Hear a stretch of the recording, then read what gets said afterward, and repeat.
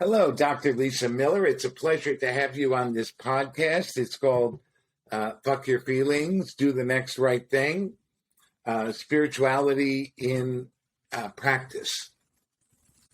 And so I first of all, I want to tell you that I'm not done with the book, but I've read it over half of it. And to say it's amazing would be an understatement. And Dr. Miller Rabbi Mark, thank you. But can I start by saying how very grateful I am to share in your podcast, and I want to celebrate that you, Rabbi Mark, and Harriet have been treasured colleagues and friends for over 6 years now. It's been 6 years that you've come and taught our students at Columbia University, that you've helped train our clinical psychologists in a deeper way of working through bringing them right into your treatment site. So you've been a very important colleague and visiting scholar for us at Columbia University Spirituality Mind-Body Institute. And I want to start by thanking you and saying what an honor it is to be invited to join you here. Well, thank you, because it's an honor for us.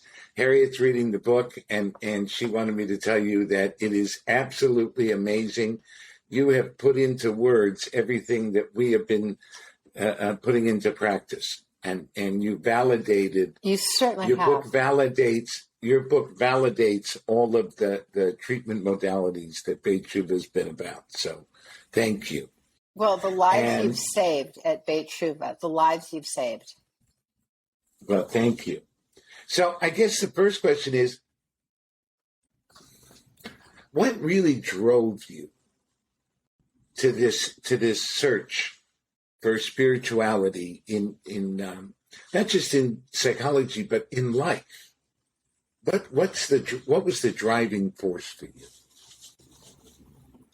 So, Rabbi, like every child, I was a very spiritually present child. I could, like every child, sort of feel that exciting numinousness in life and almost really at times truly see it in my mind's eye, and prayed and loved to go to synagogue like every child. I just felt God's presence, or the transcendent, the higher power, whatever spirit word one might use. And I couldn't wait to go to school and start learning about this as a young child.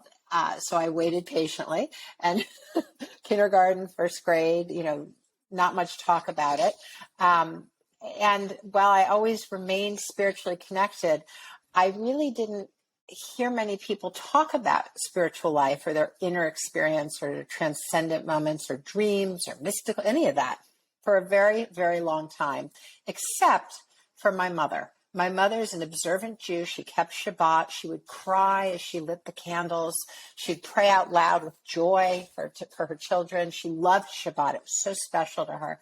And I remember as a child sitting by her side in synagogue, and she would lean over on the important prayers and sing in Hebrew with this warm smile right up close in my face. And that is how I learned to say the Hebrew prayers, was because my mother, who I so adore, taught me, and I was by her side. So I would say that I have my mother to thank for so much of my feeling of connection through Judaism and my identification as a Jew, but also my deep spiritual heart was held and formed in the way that she loved and felt sacred presence every day. That was my childhood. So when I landed in the field of clinical psychology, and there was not a whisper of spiritual life, I mean, not even, except occasionally I heard that it was a so-called Freudian defense in some of my training sites, or, it just didn't make sense to me, because the world looked about 90% absent without a spiritual opening. So that's really why I went into this direction in mental health, because of really the way my mother raised me to hold on to my natural innate capacity for spiritual life, like every child has. Where the rubber hit the road was when I was an intern. Shortly after I finished my doctorate, I was on an inpatient unit in New York City. And it's so moving, Rabbi, that you had me this week, because where I felt the greatest conviction in the start of my career to make this my life's work happened around the time of Yom Kippur.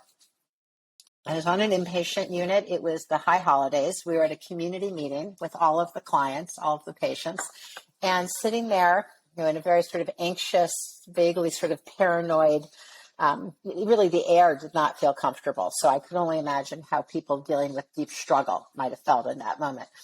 Someone said, well, it's the Jewish holidays. And there were a number of Jews on this unit. It was in New York. What will be doing for the holidays? Is there a rabbi coming in? When will the service be? And the answer was sort of an apologetic from the unit head. Well, there is no service planned. And the despair that I saw in some of the depressed patients' face, and in one of the more externalizing bipolar, the sort of anger as he started thumping his foot, it said to me that, the clients are right, the patients are right. People are suffering. It's the holiest day of the Jewish year. There should be a service. So unqualified as I was, you're a rabbi, I was only a psychologist. I thought, well, maybe I can't lead, I can't conduct a Yom Kippur service, but I could support and facilitate one. And so I took my grandmother's prayer book and I went to the unit on Yom Kippur with the approval of the unit head. And we together held a Yom Kippur service on the inpatient unit. Now, the inpatient unit had no bima. We cleared a space in the back kitchen of the inpatient unit. It really could not look more like a ward kitchen. It had a linoleum table. There were pots and pans. It smelled of some very intensive cleanser.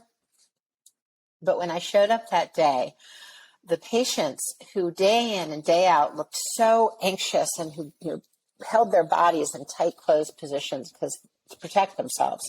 And one fellow who was very explosive, people really suffering, had showed up with great poise and a sense of specialness. That today was Yom Kippur. And it was a break from the ordinary. Everything we've ever learned as Jews. This was a special day, a day of forgiveness and renewal and atonement. And rather than wear these really degrading hospital robes, why on earth do we have people on, in units for mental health concerns dressed in these paper, horrible little gowns? They were dressed in their beautiful, best clothes that they had available. And one person had even had her parents drop off a beautiful dress. They sat upright. We began to pray. And thank goodness they were all quite knowledgeable because I was, again, the facilitator. And we started moving through the prayers of Yom Kippur. And very, very quickly, there was a rhythm set up between us. And the fellow, who was a very explosive fellow in a manic state, held our group in a warm, rhythmic, safe, stable cadence. And he started singing the prayers and in a very moving way, swaying. And he was anything but explosive. And the woman who had been so full of guilt and shame sat up in our moment of discussion and said, I'd always realized that on Yom Kippur we could ask for forgiveness. But today here with you all, I realized that we can be forgiven. This woman so racked with guilt and shame and depression. So I saw this flourishing, this dignity. The light went on, the power went up, and I could see that there was a transformation happening in an hour and a half that hadn't happened in weeks or months for these patients. And it was because we'd opened the door and let in spirit. God was in the room. They had opened up their capacity for spiritual connection through, for them, in their path, the paved highways of Judaism, connecting to their deep inner core. They had let in God's presence. They had really illuminated. And I figured from that day forward that a mental health minus spirituality simply made no sense. And I was going to give the rest of my career to this. So in the book, you talk about this Olympian state. I made highlights, and so I'm looking at it so people know. You call it a wide, unfettered, integrated view of the world rolling out in all directions. How does one achieve that? So, Rabbi, I'm so grateful that you highlight this seat of our awareness. We are hardwired for this. We are built to be able to be in an Olympian state. It may not be every moment of every day. And in fact, there's other forms of awareness that we need to flourish and connect and love and live and work. But the capacity to have a clear, really mountaintop view of life as illuminated, as clear, as numinous. This we are all built to experience. This is not for the most pious or the most devout. This is our birthright. And we actually know that through twin studies. We look at twin studies and see that our capacity for deep spiritual awareness is heritable. It is in our foundational day one wiring as little babies, that we are born to be able to have transcendent awareness, an Olympian state. We can get there in many ways. Prayer, reading sacred text, who we are to one another, if you will, torchbearers, or even in a minyan that we conduct sacred presence for one another, relational spirituality.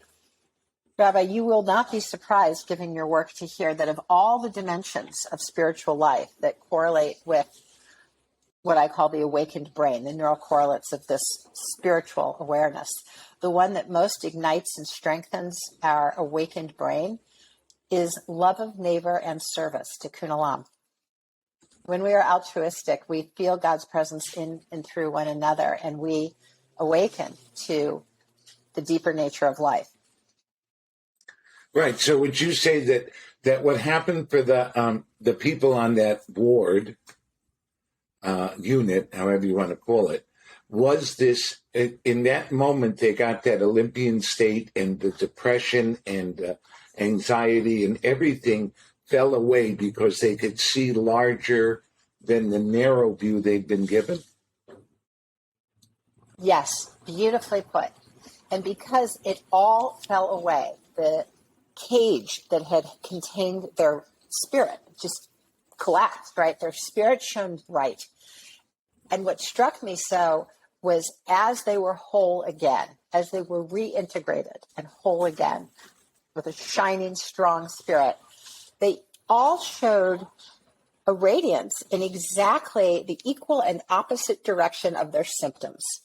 So the shameful woman had a natural confidence, and the explosive man contained our group. Right? There was a sense in which whatever their limitations, their so-called symptoms had been, were so far superseded that their strong card for the group, their contribution to our prayer circle, was completely antithetical. It way outshined what they had suffered and struggled to overcome. Wow. That sounds like, I mean, you must have walked out of there just floating. Floating. And, the very next day, I got a little knock at my office door, and it was the woman, full of shame, who still felt the renewal, felt the enlargement, the presence of her natural birthright, of her spirit. She knocked at the door and said, Dr. Miller, I just wanted you to know that you can be forgiven too. Wow. She gave me the greatest jewel she had. She had discovered she could be forgiven, and she wanted to make sure that I was gifted with that awareness. That's love. That's relational spirituality. And no, that is not isolation and depression. Right. So I guess the question is, before I go on to, I'm sure we'll cover these other things, but how does that then get supported? How do we continue it? How do we as a family member? Because I think family members also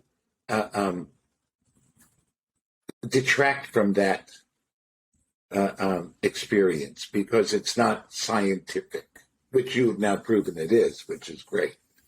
But I mean, how do we as family members, as community, as a people, support this kind of renaissance of spirit? As you suggest, we are carriers. We are carriers. So this is how I think of it, Rabbi. The awakened brain, this natural seat of perception through which we have the Olympian state, is hardwired to allow us, see, it's important. That's a synchronicity. Here's the point. Ta-da. The awakened brain allows us to see, feel, and know. It is not a belief. It is our innate capacity to perceive that we are loved, held, guided, and that we are never alone. Each of the dimensions of the awakened brain has a neural component. So the bonding network that held us just as we were children in our parents' arms is engaged, and we're aware that God or life itself holds us, that we are loved. The attention network moves from a top-down driving, gotta have it, gotta get it, to a bottom-up ventral attention network. And we have a much broader view of the world, and the right new answer we may have never before envisioned pops, guided. And the parietal puts in and out hard boundaries and says, you have your exciting life and I have mine. And still we share one common seat of human experience. We are distinct, but we are also one. We are loved, held, guided, and we are never alone. That is how we are built to see. The way we can sustain that in one another is that we not only have direct spiritual experience, we not only awaken, but that should be shared. It can be shared in prayer, in minyan. It can be shared in study of sacred text. And it is shared when we join into the symphony of life and we show up for one another as loving, guiding, holding, and never allowing anyone to be alone. We are players in this divine perception. And that is something Judaism has known a very long time. We are carriers of spiritual life. And we need to, through our love and actions to one another, love of neighbor, altruism, be the players in this loving, guiding symphony. I have so many things that I want to say. So let's start with this bottom up. Can you explain that a little better? I mean, you explain it well in the book, but this bottom up, because we're trained in school and in life, stranger danger, so we don't say hello to people. We're trained that if it's not logical, then throw it out, and no, you shouldn't feel that way. And, all of these things that are kind of commonplace. And that to me is the top down that you're talking about. What is the bottom up? Right, and indeed we have been trained. We have very good top-down biceps and very atrophied bottom-up triceps. So it makes the lift of life more difficult. You couldn't be more right. In the awakened brain, I talk about the three foundational components to awakened awareness: awakened attention, awakened connection, and awakened heart. And you bring forward here awakened attention, which is our capacity to move from a preordained, I had it planned, I had it scheduled, strategy, tactic. I have trained for 6 months for the SAT. I've trained for 8 months for our great tennis tournament. I have trained my kids, nonetheless, to then plan, strategize, and get out and through the red door. In fact, we've spent so much time planning to get up, out, and through the red door that we've spent a lot of money and a lot of time and a lot of sweat, all in service to this plan. Here's the problem. Although we do need what I call achieving awareness, we do need to be tactical and strategic and plan and get our ducks in order. It is absolutely insufficient as a solo act to get through life. Awakened awareness says that let me put it this way, achieving awareness alone does not square with the deeper nature of life. Life is not controlled by us. There might be a tiny little thin layer of icing of control over a deep pound cake of flux and dynamism. Life is very much dynamic.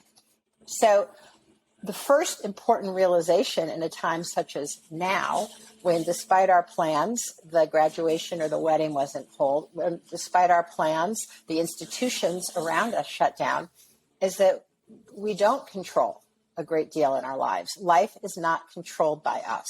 We have elements of control, but we are not the grand conductor.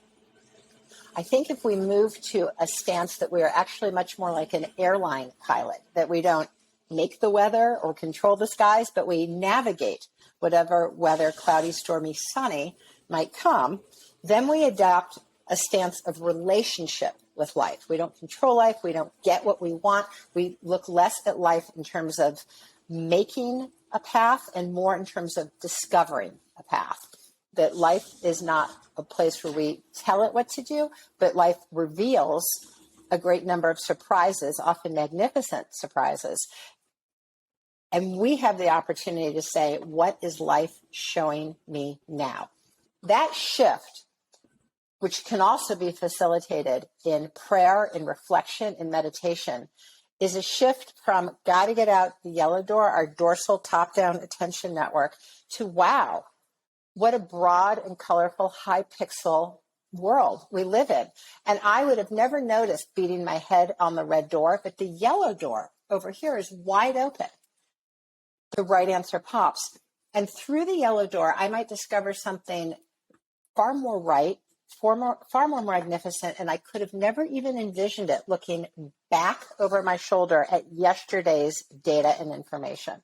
So a shift in awakened attention allows us to see a broad universe of possibilities where many people say the true, actually finer answer pops. And yes, I hadn't even imagined that was possible. Right. So in the book, you talk about your dark days at Yale, that winter at Yale. And what I love is you say, I had to learn to give myself permission to trust my gut. How did you do that? How does one do that? Because I have this saying, I know it in my bones. And then I try and, I guess, convince, explain, whatever, the unexplainable. Because what you knew, I mean, you have now proven what you knew, what you know. But for most of us, there's not this matter that I can point to, but it's this experience, this bottom-up experience that you're speaking about. And then we either talk ourselves out of it or we get pushed out of it by other people. You know, my mother would say, oh, no, you shouldn't feel that way. That's not good thinking, or, you know, you're wrong, things like that. Not maliciously, but just from her own training and upbringing. So you say here, I had to learn to give myself permission to trust my gut. How do we do that? In today's world, where everything is metrics and statistics and is it going to pay off, or what's the return on the investment, et cetera, et cetera, et cetera. How do we learn to do that? But Rabbi, you know, the very first thing I found on my desk in kindergarten was a planner. So as I shared, I thought I was going off to kindergarten with great anticipation of sharing mystical experiences. But I found a very smooth linoleum desk and on it a planner, where the first thing really I was being taught was to control life, to organize life, to focus on what was considered to be important in the classroom, rather than explore what each day might have to reveal. That was a very deep lesson. Very deep lesson. And it only got, we might call it the silent curriculum. It got more and more pronounced and more unsaid as I went through school. And I have great gratitude to my teachers. They cared. They gave me the best thing they knew. But the implicit training was that we can control life, and that what is real is that which we tell you through mainstream education is to be valued. That which you can really know is that which you can point to. We believe in logic. We believe in empiricism through the five senses. But we don't even talk about intuition, direct revelation, or mystical experience. I mean, not a word. In fact, that is somewhat taboo, and it's certainly private. It is not the meat and potatoes of knowing, learning, and succeeding in school. This is to cut us off at our knees. It is to tell us that a broad realm of human awareness, of our many faculties of knowing, are not legitimate, are not to be spoken here. We don't do that here. If you do, that's private, just between you and your family. That's not center field getting down to brass tacks business here in school. That message is disintegrating. And we know in our work as healers that what we're trying to do is help people reintegrate. They come to us disintegrated. We're trained into disintegration. So that was quite a powerful lesson. I was very grateful for my spiritual mother who kept direct knowing, intuition, and mystical experience at the fore. I can only imagine what life would have felt like without her. But in that sense, my mother, to me, was more validating than every teacher, K-12, college, and graduate school, because that was my mother. So as parents, I think we can complement the many messages by embodying spiritual voice as a rabbi, as a teacher, as a healer.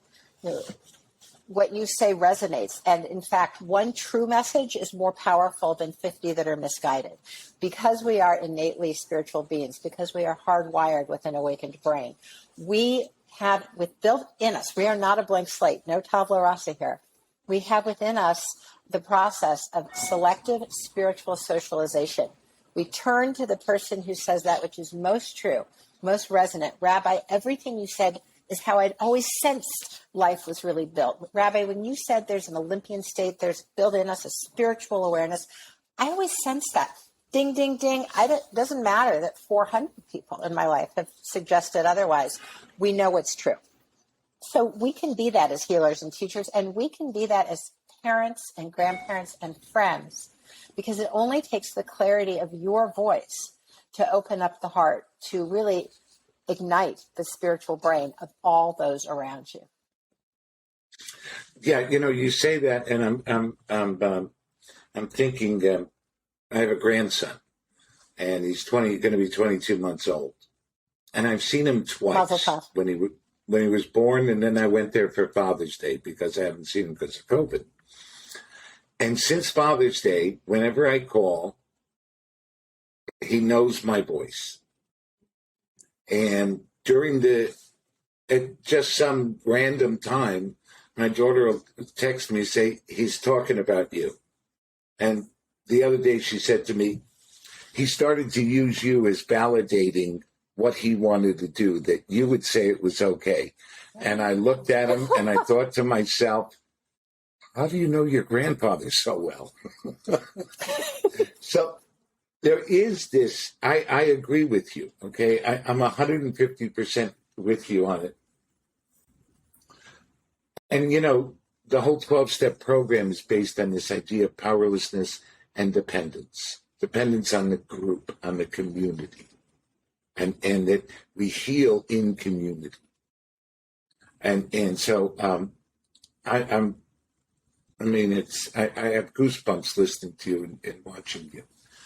And to get back to the book a little bit, okay, the Kendler paper seems to have, I guess, validated you. Because you were already working on this at the time, as I remember the book says. And then you saw that paper. So what was that experience for you? That validation? It was very, very moving, Rabbi. I had experienced through the clinical work the spiritual as really the ultimate transformative source within us, that the sort of wellspring of spiritual re-illumination, the Olympian state changed everything.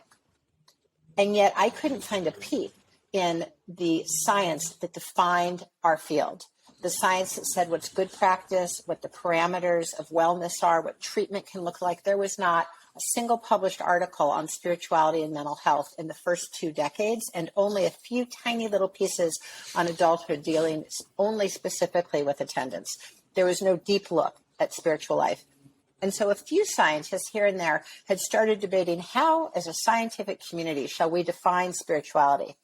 Now, that is a question that's been asked for hundreds and thousands of years, and they weren't getting very far.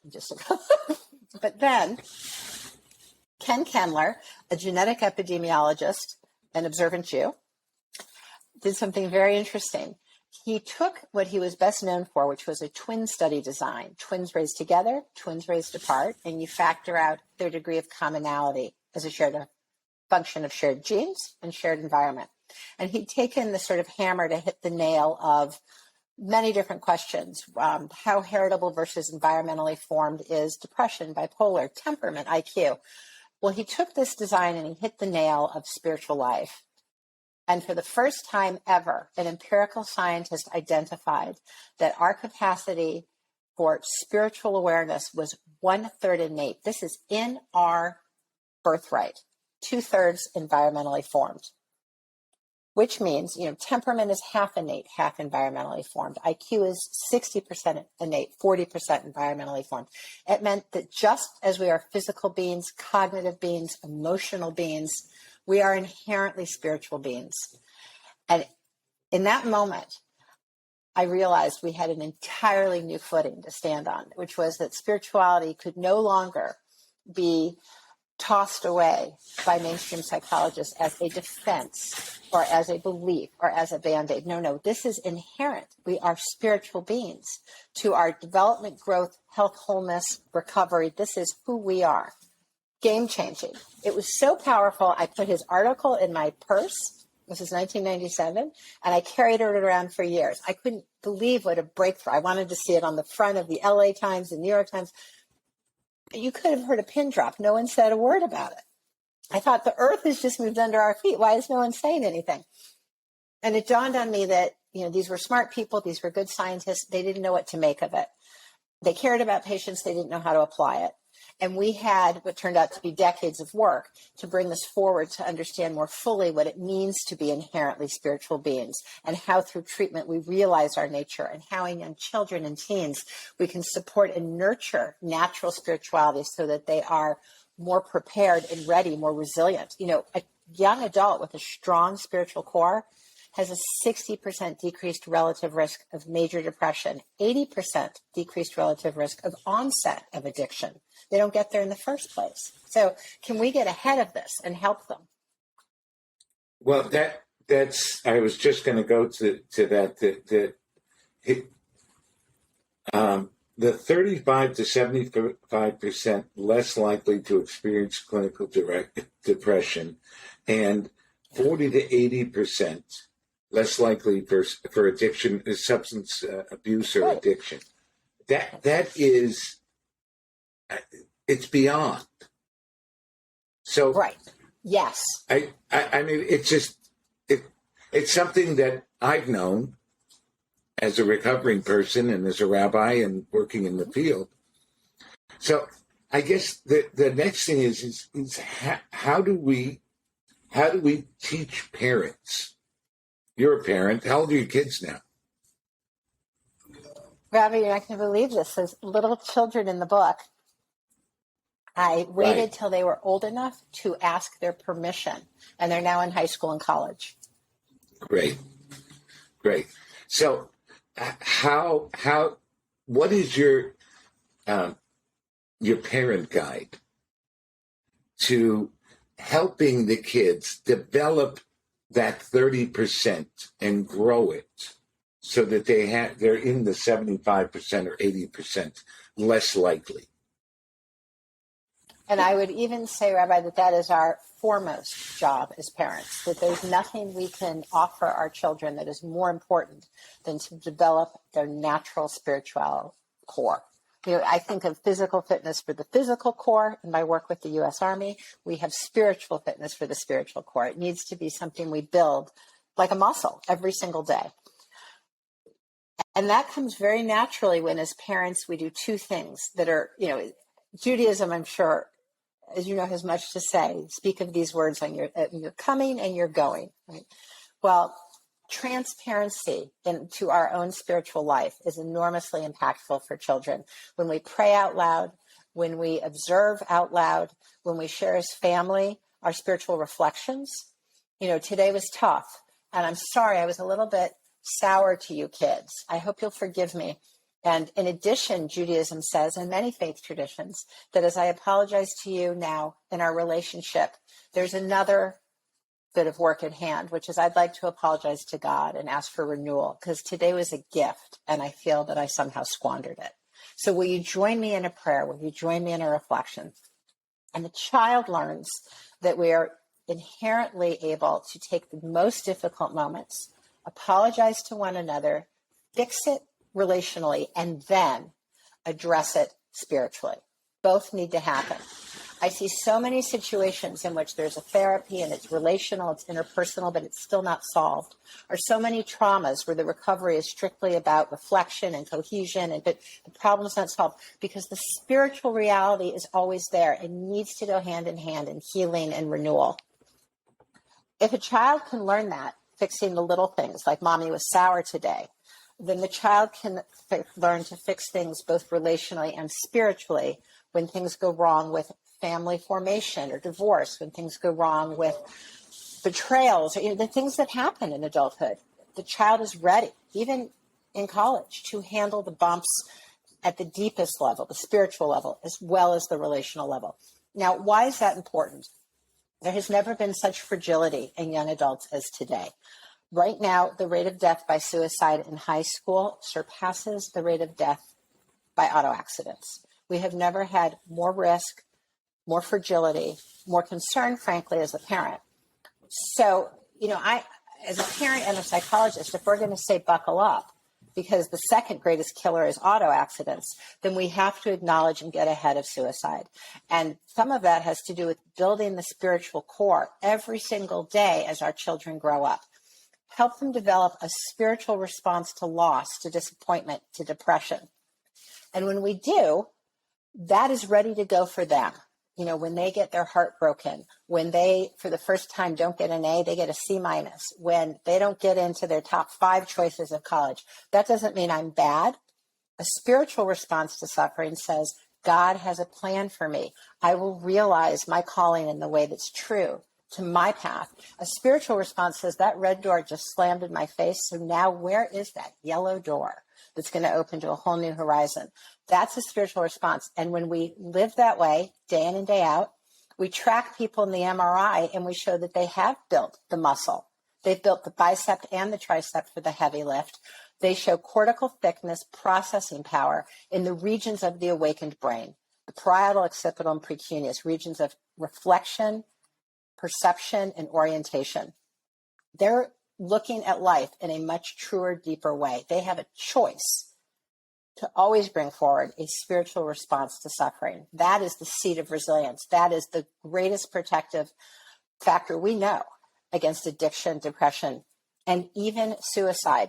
In a study of 2,000 tragically completed suicides and 5,000 matched controls for diagnosis and demographics, Wu and colleagues found there was an 82% decreased relative risk. I'm 4/5 less likely to take my life if I have a strong spirituality that is shared. Like you have taught so many people, Rabbi, I've been to your synagogue, I've been to your treatment center, a strong spirituality that is shared. That is buoyancy. Then we know that we are loved, guided, held, and that we are never alone. Wow, there's so much so I guess there's a couple of things that I want to go into from that. I had some other things that I want to talk about, but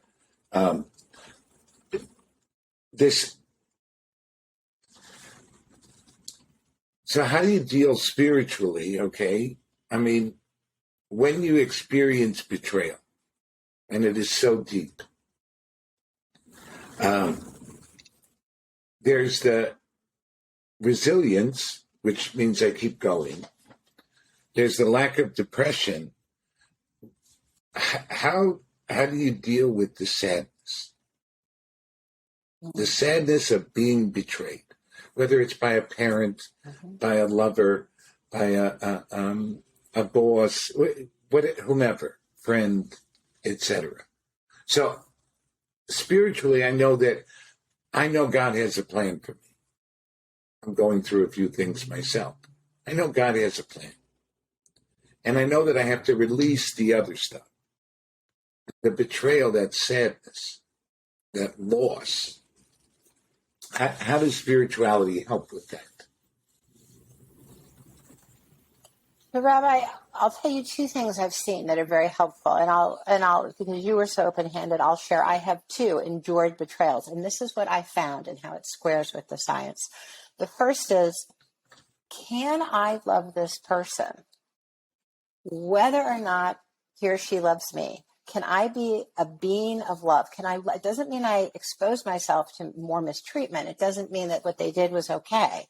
But as the realization of my fullest nature, as my spiritual opportunity as a soul on earth, can I love this person? Can I reignite? Can I be a beacon of love in my heart, even in the face of their limitations? Because what is betrayal if not a limitation in the other person's realization of their nature for that moment? So can I love them? Love is not a tit for tat.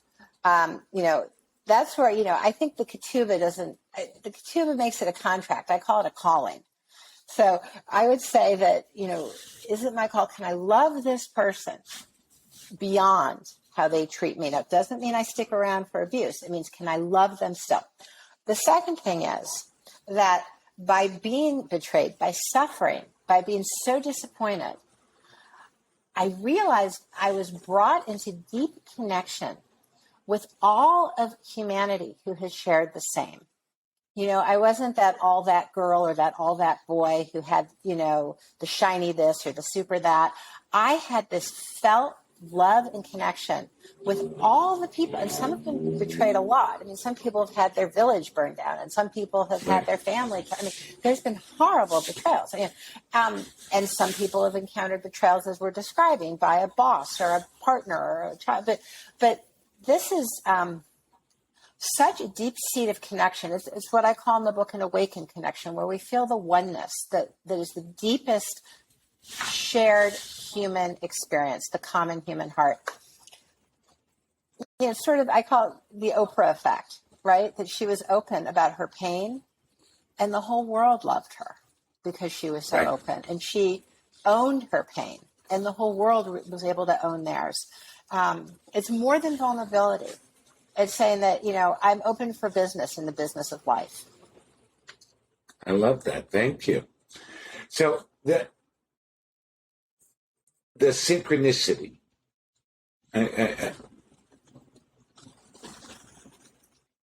idea that two mechanists, whatever that word is, two separate events are actually one at the level of consciousness, and there's no difference between inner and outer life. So how do you help? How do you train your students in this method or mode of treatment at the Spirituality As you say Institute? Thank you, Rabbi. And in fact, at the Spirituality Mind Body Institute, we do train students into synchronicity awareness of the deeper flow in life. Very often people, when I started teaching about synchronicity 20 plus years ago, I'd say, who in the room, to a classroom of graduate students, has had a synchronicity? And maybe a third would raise their hand. Today, when I say that at the Spirituality Mind Body Institute, I'd say nearly everybody raises their hand. So synchronicity has become more a part of our shared collective awareness. It's part of our culture now. And what is synchronicity? As you say so beautifully, it's when two seemingly unrelated events, two mechanistically unrelated events, actually in our inner wisdom are seen to have a deeper common ground at the level of consciousness or source in their origin. I'll give a few examples that I think many people may resonate with in their own life. So you're thinking about your friend, you haven't seen him in 15 years. You're thinking about how you and Charlie used to laugh at the coffee shop. Charlie was the funniest guy you knew in your 20s and 30s. You get home and the first thing you see on your phone, you get off the subway, you look at your phone, is the Charlie's call, of course. That's one we've all had, right? I was just thinking about you, and wow, on the subway, I couldn't get a cell phone signal. You called. You reached me, not through the cell, through a more foundational form of wavelength. So that is a deep, that's not a coincidence. That would be far too unprobabilistic to have happened by chance. That is not well explained. The explanatory power of a random universe isn't very good because those events are much too unlikely. Instead, what makes much more sense is to infer there is a deeper common unity, that you're actually looking at one event expressed in two different ways. That right as he called on the phone, you had an inner awareness of Charlie. Or sometimes they're two physical events, that you heard a song that you love so much, and then the next thing you know, the person who first introduced you to that song, you see at school, right? So there's this sense of two outer events, an inner or an outer event. The bottom line is that from a consciousness-based view of reality, there's no difference between inner and outer. That the symbolism of our inner life and the symbolism, live action, in our outer life are both expressions of a deep common spiritual reality, of one consciousness event. So, I love it. I love it. There's so much. I mean, I'm exploding here. So here's a question I have about Alana, I think it was, the young woman whose father was Horatio. Yes. What gave you the inner strength to go against the training and the empirical methods and evidence-based criteria, etc., to be able to help her with her spiritual growth? Alana was a 13-year-old girl who came seeking help all by herself. So normally I was at Columbia Presbyterian Hospital on the 9th floor, you would see a 13-year-old accompanied by his or her grandma or a parent, or perhaps, in a group with other young people brought together. But here was this little girl sitting by herself in this hunched sort of duck and cover position. And I thought, how on earth did she get here? And when I heard her story, it turned out that her greatest love, her father, with whom she lived, just adored her. He was her sun, her moon, her stars, was tending his store on the corner of Upper Manhattan, a small grocery store. And one night, two fellows came in who he knew, mugged him, and killed him. And it ended her world as she knew it. She was deeply bereft and felt terribly alone, isolated.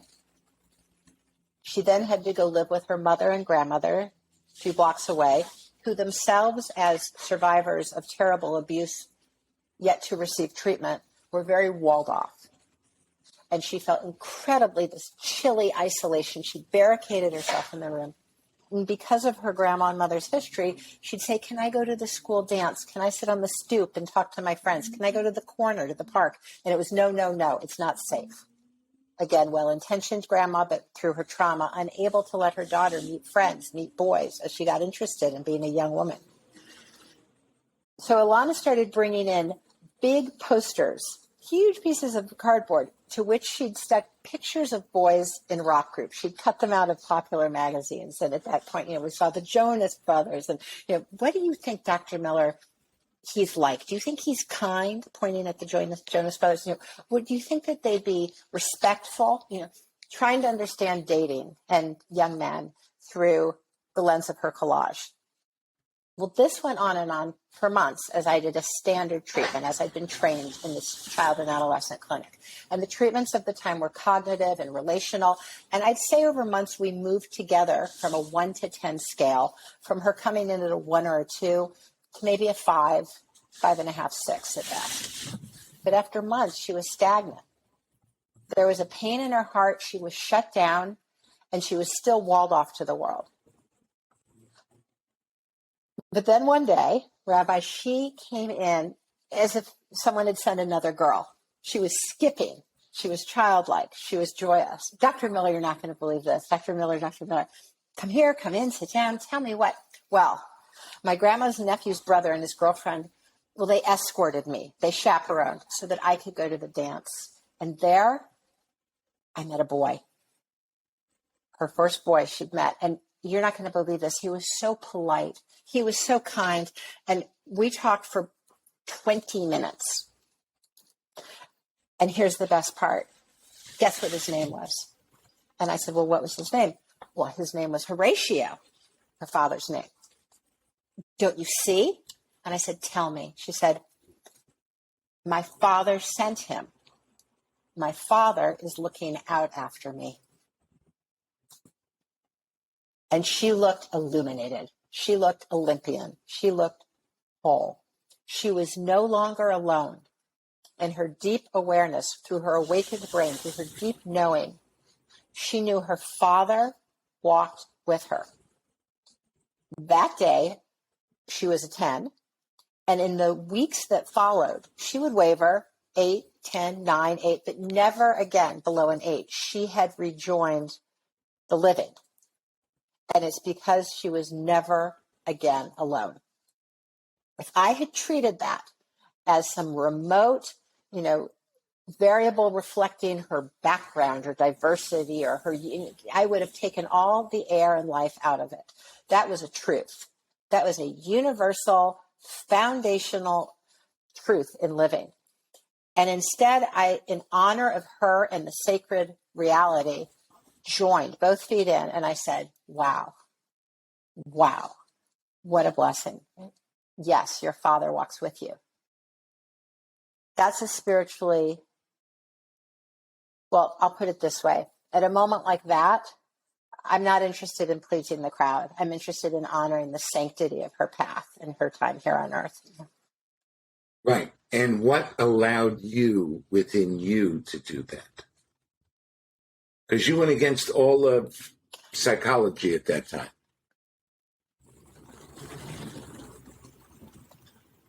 I knew, I didn't believe, I wasn't trained to think.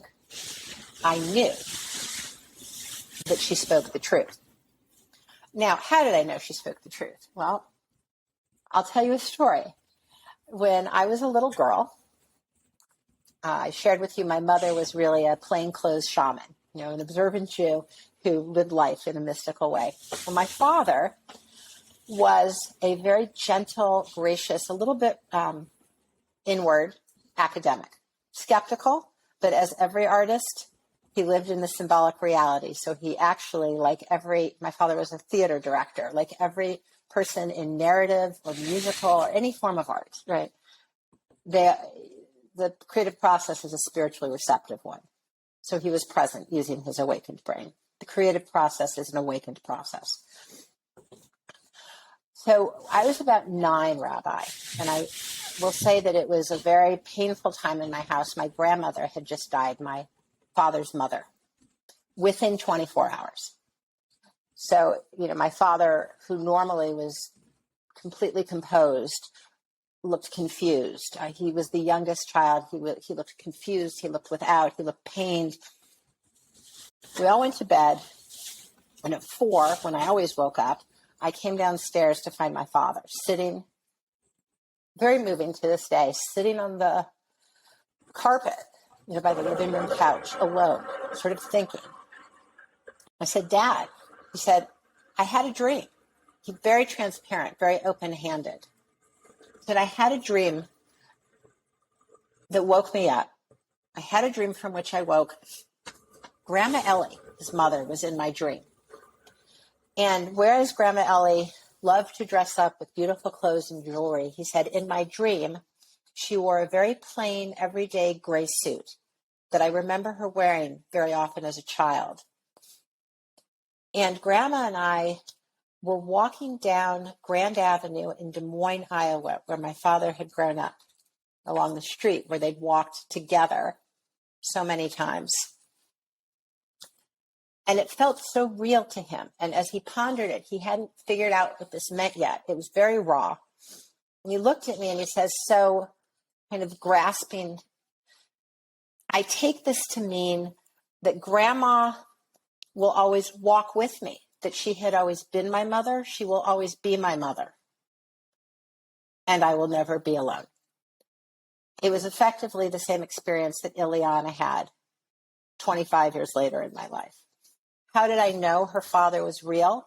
Because my own father had told me that the spirit of his mother was real. Now, Rabbi, I have done, 100 studies on spiritual awareness, a good lion's share of which includes awareness of ancestors, the cross-cultural universal awareness of ancestors in their spirit. I know our ancestors walk with us, not from the stack of empirical papers, but because my father told me so as a child, when my pure spiritual awareness was at the fore, open, curious, ready to learn. What a gift. What a gift. That's so beautiful. That is so beautiful. And this is the gift we all have as parents. My father was not the most observant in our family. This is a gift we all have, to open and be transparent and share with our children our deepest moments. When I think of my father, I go to that day as a 9-year-old sitting on the living room carpet. That is the depth of the register of our relationship. That is the strength of our bond. He gave me the most real, true moment in his life. When we do that with our kids, that's what they think life's about, and that's who we are to them. Yeah, you're bringing up so much, because my father died when I was 14, and I have made him alive for my daughter, because he walks with me every day. Every day I think about my father. It's almost 56 years. There's not a day that I don't think about him.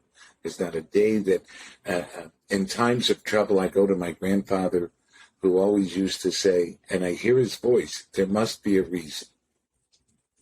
And so making that come alive is I think you're right. I know you're right. It's so crucial. And then passing that on to our children and grandchildren is I think the greatest gift we can do.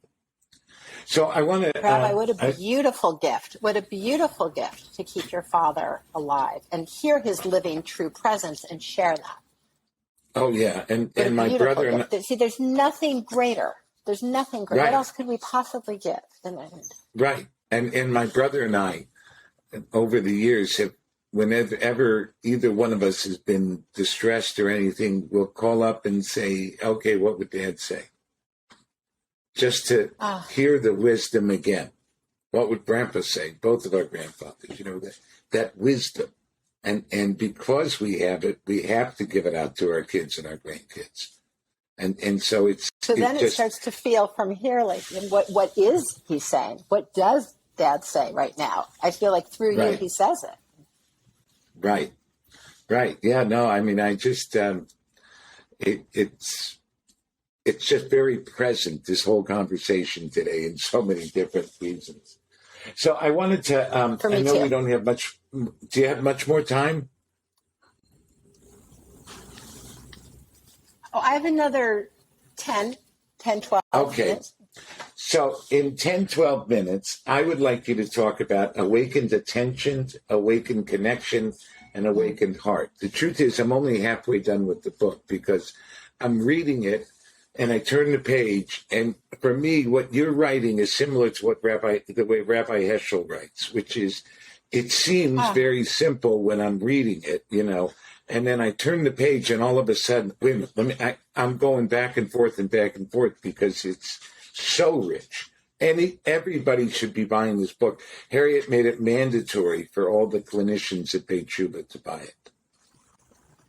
I'm so grateful and so honored, Rabbi, to be part of your program is a tremendous gift. Thank you. Oh, this is so powerful and so great. I sent it to a treatment center in Atlanta and in New York. I mean, I'm really this is groundbreaking, and I guess what I wanted to say to you is, reading it, I feel known. I feel unalone. And reading this book, and always with you, whenever I'm with you, I have this feeling of being held. But this book is, I'm telling you, it's got that kind of an impact on me. And you know how much I love Rabbi Eshel. So I'm deeply moved by that, Rabbi. Thank you. I'm deeply moved. Thank you. Thank you. So awakened attention, connection, and heart. The principle, and what can we do to grow that? Well, the awakened brain has three deep streams coming together, right? And one is, as we shared a bit about awakened attention, the ability to not just be driven by that which we want, what I call achieving awareness, that which we thought based on yesterday's agenda and yesterday's information was supposed to be our tomorrow, but rather be fresh, be present, and see what life shows me now. What is life showing me now? Awakened attention takes us from the top down dorsal to the bottom up ventral attention network. And suddenly we see surprising possibilities that are more fascinating, more loving, more exciting than we knew were possible, as well as difficulties we didn't anticipate that yield to new understanding. But we see life anew. Awakened connection is our ability to feel a deep common bond or oneness with people on the other side of the world. I was once on my honeymoon with my husband in Beijing, 1991, when everybody was still on bicycles. And we step outside the train station, we're holding, no cell phones, holding a map in Chinese, and we don't know our next move. I mean, we don't know if we're going to get a train or a bus or where there's a hotel. And sort of puzzling over this map, we eventually look up, and there's 20 people standing in a circle around us in the most gracious, quiet way, saying, we're here to help.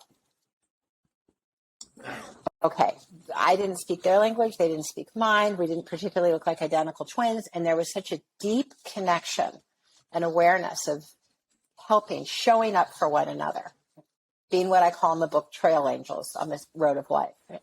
An awakened connection, that we are deeply one. And then the awakened heart.